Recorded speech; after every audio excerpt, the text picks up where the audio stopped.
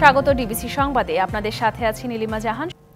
আগামী ডিসেম্বরের মধ্যে জাতীয় নির্বাচন আয়োজনের আশ্বাস দিয়েছেন প্রধান উপদেষ্টা ডক্টর মোহাম্মদ ইউনূস। সন্ধ্যায় প্রধান উপদেষ্টার বাসভবন যমুনায় সাংবাদিকদের একথা জানান বিএনপি মহাসচিব মির্জা ফখরুল ইসলাম আলমগীর। আসছে 15 ফেব্রুয়ারির মধ্যে এ বিষয়ে সরকারের বক্তব্য আসবে বলেও আশা করে বিএনপি। আর প্রধান উপদেষ্টার প্রেস সচিব জানান, রাজনৈতিক দল এবং অন্যান্য সংশ্লিষ্টদের চাওয়ার উপর নির্ভর করছে নির্বাচন। নির্বাচনের সম্ভাব্য তারিখ কি হতে পারে সেই বিষয়টি মূল আলোচনায় রেখে সোমবার রাজধানীর যমুনায় প্রধান উপদেষ্টার সঙ্গে বৈঠক করেন বিএনপির 3 সদস্যের একটি প্রতিনিধি দল। ছিলেন দলটির মহাসচিব মির্জা ফখরুল ইসলাম আলমগীর, স্থায়ী কমিটির সদস্য মেজর হাফিজ উদ্দিন আহমেদ ও স্থায়ী কমিটির আরেক সদস্য সালাউদ্দিন আহমেদ। পরে মির্জা ফখরুল জানান, আগামী ডিসেম্বরের মধ্যে নির্বাচন চায় তার দল। দেশের সার্বিক পরিস্থিতি, উন্নয়ন, দ্রব্যমূল্য মানুষের নাগালে আনা এবং দ্রুততম সময় নির্বাচনী রোডম্যাপও কথাও জানিয়েছে বিএনপি। প্রধান উপদেষ্টা এবং তার সঙ্গে যারা ছিলেন তারা আমাদেরকে আশ্বস্ত করেছেন যে অতি দ্রুত তারা নির্বাচনের ব্যবস্থা করছেন এবং তিনি বলেওছেন যে ডিসেম্বরের মধ্যে তিনি নির্বাচনের ব্যবস্থা করে তারা কাজ করছেন। বলেন, জাতীয় নির্বাচনের আগে স্থানীয় নির্বাচন নয়। দলের এমন অবস্থানের কথাও প্রধান উপদেষ্টার কাছে তুলে ধরা হয়েছে। দেশে চলমান ঘটনায় দায় সরকার এড়াতে পারে না বলেও মন্তব্য করেন তিনি। এই যে ঘটনাগুলো ঘটেছে এর দায় সরকার এড়াতে পারে না। আমরা স্থানীয় সরকারের ব্যাপারে কোনো মতেই একমত হব না।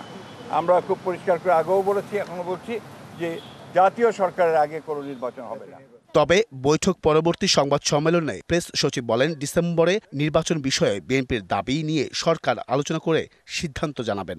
ইলেকশনের ডেটের আগেই তো প্রফেসর ইউনূস 2টা ডেট দিয়েছিলেন, একটা হচ্ছে ডিসেম্বর আর একটা হচ্ছে জুন। এখন যদি সমস্ত পার্টি মিলে বলে যে না আমরা ডিসেম্বরেই চাই, তো সেক্ষেত্রে সেটা উনি তো বলেছেন, ওনার এমন না যে উনি একটা জায়গায় স্টিক করে আছেন যে না আমি জুনেই করব, এরকম তো আর উনি বলেননি। এটা হচ্ছে পলিটিক্যাল পার্টিগুলো কি এক্সপেকটেশন, তারা কি চায় সেটার উপরেই মূলত এটা ডিপেন্ড করবে।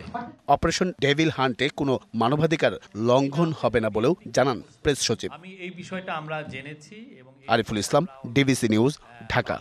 রাজধানীর শাহবাগ মোড় অবরোধ করা আন্দোলনকারীদের লাঠিপেটা করেছে পুলিশ। এছাড়া জলকামান, টিয়ার শেল ও সাউন্ড গ্রেনেড ব্যবহার করা হয়েছে। এতে বেশ কয়েকজন আহত হয়েছে।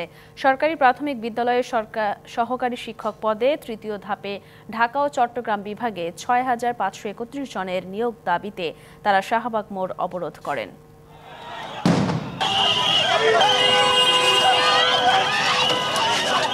সরকারি প্রাথমিক বিদ্যালয়ে সহকারী শিক্ষক পদে বাতিল হওয়া ঢাকা ও চট্টগ্রাম বিভাগের 6531 জনের নিয়োগ ফিরে পাওয়ার দাবিতে সোমবার দুপুর 1টার দিকে শাহবাগ মোড় অবরোধ করেন চাকরি প্রত্যাশীরা।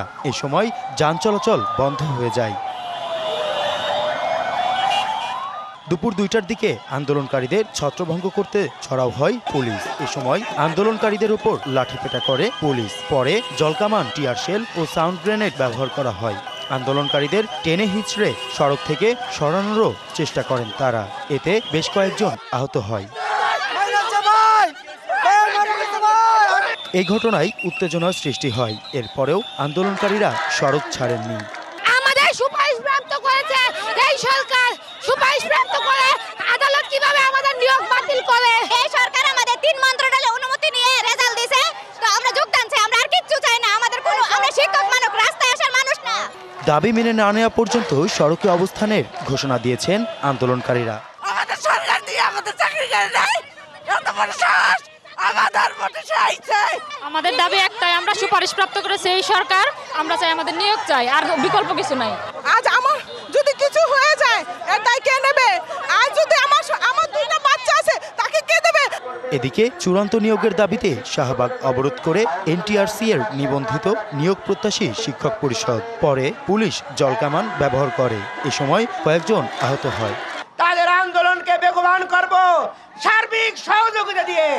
আপনাদের আন্দোলন যেন সফল হয় সেই দাবি আদায় পর্যন্ত আপনাদের পাশে থাকব। আইন শৃঙ্খলা বাহিনীর 3 ঘন্টার প্রচেষ্টার পর সড়কের একাংশ ছাড়েন তারা। কাসিম পান্থ, ডিবিসি নিউজ, ঢাকা। বিএসএমএমইউর প্রিজন সেলে কারাবন্দীদের অবৈধভাবে দেয়া হয় ভিআইপি সুবিধা। সুস্থ কারাবন্দীদের অসুস্থ দেখিয়ে কারাগার থেকে নেওয়া হয় হাসপাতালের প্রিজন সেলে। কারাগারে না থেকে হাসপাতালের প্রিজন সেলে থাকেন আরামায়েশে। সুনির্দিষ্ট এমন নানা অভিযোগে বিএমএমইউ হাসপাতালের প্রিজন সেলে অভিযান চালিয়েছে দুদক। ব্যক্তি হচ্ছে আপনার ইসমাইল হোসেন চৌধুরী সম্রাট, সাবেক যুবলীগ নেতা। তিনি প্রায় 2 থেকে 2.5 বছর এখানে ভর্তি ছিল। ক্যাসিনো কাণ্ডে আলোচিত যুবলীগ নেতা ইসমাইল হোসেন চৌধুরী সম্রাট 2.5 বছরের বেশি সময় কারাভোগকালের অর্ধেকের বেশি সময় ছিলেন বঙ্গবন্ধু শেখ মুজিব মেডিকেল বিশ্ববিদ্যালয় হাসপাতালের কেবিন ব্লকে, ছিলেন রাজার হালে। 2024 সাল পর্যন্ত আমরা এন্ট্রি রেজিস্টার পেয়েছি। দুদকের কাছে তথ্য রয়েছে, কারাবন্দীদের হাসপাতালে প্রথমে প্রিজন সেলে ভর্তি করানোর নিয়ম থাকলেও কিছু কারাবন্দীর ক্ষেত্রে নিয়মের বাইরে সিসিইউ, আইসিইউ এবং কেবিনে সরাসরি ভর্তি করা হয়েছে, যারা সেখানে থাকছেন মাসের পর মাস। এসব অভিযোগ আমলে নিয়ে সোমবার সকালে দুদকের একটি এনফোর্সমেন্ট টিম অভিযান চালায় বিএসএমএমইউর প্রিজন সেলে। 4 ঘন্টার বেশি সময় চলে অভিযান। আমরা যখন রেকর্ডপত্র যাচাই করি, বিগত 2-3 বছরের রেজিস্টার সম্পর্কে জানতে চাই, তখন তারা আমাদের রেজিস্টার ঠিকভাবে দেখাতে ব্যর্থ হন। প্রিজন সেল থেকে এখানে ভর্তি না হয়েও তারা সিসিইউতে এবং বিভিন্ন কেবিনে তারা ভর্তি থাকে বছরের পর বছর। তবে বিগত সময়ের বেশ কিছু নথিপত্র সরিয়ে ফেলা হয়েছে বলে জানান দুদকের এই কর্মকর্তা। নিয়মের ব্যত্যয় ঘটিয়ে এখানে প্রিজন যে সেল আছে সেখানে তারা ভর্তি না হয়ে সরাসরি তারা সিসিইউতে, আইসিইউতে তারা ভর্তি থাকে এবং সেটা বছরের পর বছর। এরকম আমরা 2-3টা তথ্য আমরা পেয়েছি। তো আমরা পরিচালক মহোদয়ের কাছে ওই 3-4টা ব্যক্তির আমরা ফাইল তলব করেছি। এছাড়াও আমরা আরও কিছু ডকুমেন্টস আমরা ওখান থেকে তলব করেছি। তো সেটা হচ্ছে সংগ্রহপূর্বক আমরা কমিশনে বিস্তারিত তদন্ত প্রতিবেদন দাখিল করব।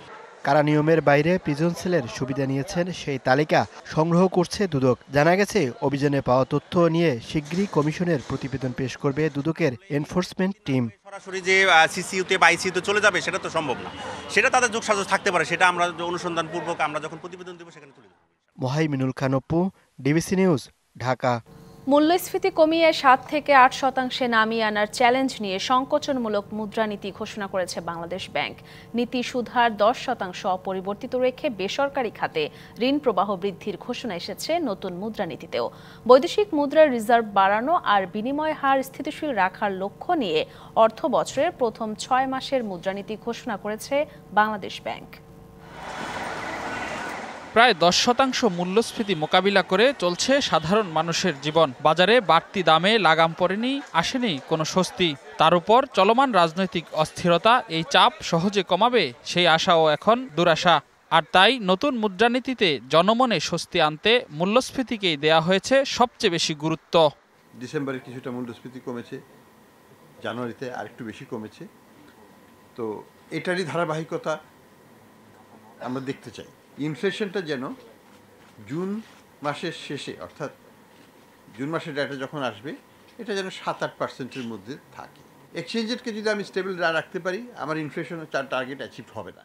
সংকোচনমূলক ধারা বজায় রেখে নীতি সুধার 10% ধরে রাখার ঘোষণা দিয়েছেন গভর্নর। তবে এতে আতঙ্কিত হওয়ার বদলে ব্যবসায়ীদের জন্য এসেছে সুখবর। গত ডিসেম্বর শেষে বেসরকারি খাতে ঋণের প্রবৃদ্ধি ছিল 7.3%। সেটি বাড়িয়ে 9.8% নির্ধারণ করা হয়েছে। স্বল্প হলেও উদ্বৃত্ত। গভর্নর জানিয়েছেন, দুর্বল ব্যাংকগুলোর গ্রাহকদের সুরক্ষা দিতে জোরালোভাবে কাজ করবে বাংলাদেশ ব্যাংক। কোনো গ্রাহক যাতে খালি হাতে না ফেরে তার নিশ্চয়তা দিয়েছেন গভর্নর। যারা ক্ষুদ্র ডিপোজিটর তারা যেন খালি হাতে ফিরে না যায় কোনো ব্যাংক থেকে, তাদের স্বার্থ আমরা সবসময় দেখব। প্রত্যেকটা ডিপোজিটরি স্বার্থই আমাদের দেখব, সেটা আমাদের সেন্ট্রাল ব্যাংকের দায়িত্ব। কিন্তু এখানে আমাদের সংস্কার কার্যক্রমগুলো আমরা চালিয়ে যাব। পাচার অর্থ উদ্ধারে উদ্যোগ নেয়ার কথাও জানিয়েছেন গভর্নর। এর জন্য প্রয়োজন বিভিন্ন মন্ত্রণালয়ের সহযোগিতা। পাচারকৃত সম্পদ উদ্ধারের ব্যাপারে আমরা ইন্টারন্যাশনাল আইন কানুন মেলে আমরা প্রচেষ্টা চালিয়ে যাচ্ছি এবং একটু সময় লাগবে। আন্তর মন্ত্রণালয় যে কোঅর্ডিনেশনটা, সেটাও আমাদের করতে হবে। এটা কিন্তু বিগত সময়ে কেন্দ্রীয় ব্যাংকের যেসব কর্মকর্তা অপরাধ করেছেন তাদেরকে দায়মুক্তি দেওয়ার কথা জানিয়েছেন গভর্নর। তবে নতুন করে যাতে কেউ অপরাধ না করে সেদিকে নজর দেওয়া হচ্ছে। Redwanul Haque, DBC news, Dhaka. Click ceiling fan বিভিন্ন মডেলের কত ডিজাইন, এতে আছে ইউনিক ডিজাইনের অ্যালুমিনিয়াম ব্লেড, তাই বাতাস ছড়ায় প্রতিটি কোণায়। ক্লিক ফ্যান, প্রশান্তির হাওয়া ছড়িয়ে যাবে সবখানে। ফ্যাসিস্ট সরকারের আমলে দখল হয়ে যাওয়া পুরনো গাবতলী মাঠ দখল মুক্ত করে দখলদারদের বিচারের দাবিতে মানববন্ধন ও অবস্থান কর্মসূচি করেছে স্থানীয় শিক্ষার্থী ও অভিভাবকরা। সোমবার সকাল থেকে আশেপাশের প্রতিষ্ঠানের শিক্ষক, শিক্ষার্থী সহ অভিভাবক ও স্থানীয়রা অংশ নেয় এই প্রতিবাদী কর্মসূচিতে।